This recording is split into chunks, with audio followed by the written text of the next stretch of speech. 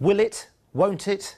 Maybe it will be built, maybe not. No one knows for certain if we're going to get the Garden Bridge at all, especially now that we've learnt that there's a hole in its finances to the tune of tens of millions of pounds. It's a bigger gap than previously thought, and Alice Bhandhukravi has been looking at the problems.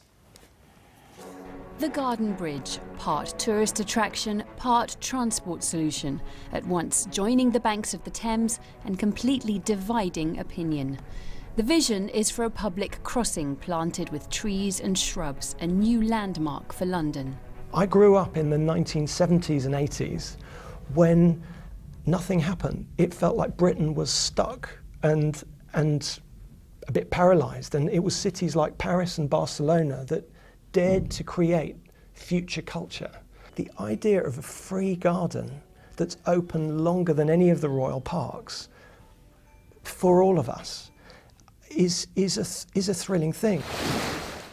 But it's a vision with a price tag, and according to an investigation by the BBC's Newsnight, there's a shortfall in the finances.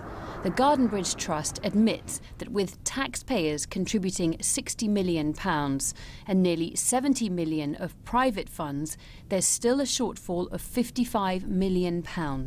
Big money and major risks, according to this procurement specialist. These are large sums of money, and if the bridge is to proceed, who is going to be providing them?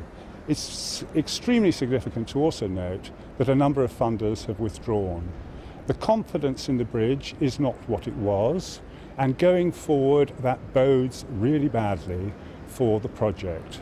But speaking on Newsnight last night, the chairman of the Garden Bridge Trust said he was confident they could raise the rest of the money needed. The pipeline is very strong. Right. So I would say, you know, when you look at these images, this is an iconic project. We've got a very experienced group of trustees. The fundraising has good momentum. And I think inevitably with a project like this, inevitably there's some opposition. It'll be down to the politicians to decide whether or not this bridge gets the go-ahead. What's clear is that the tide could be turning.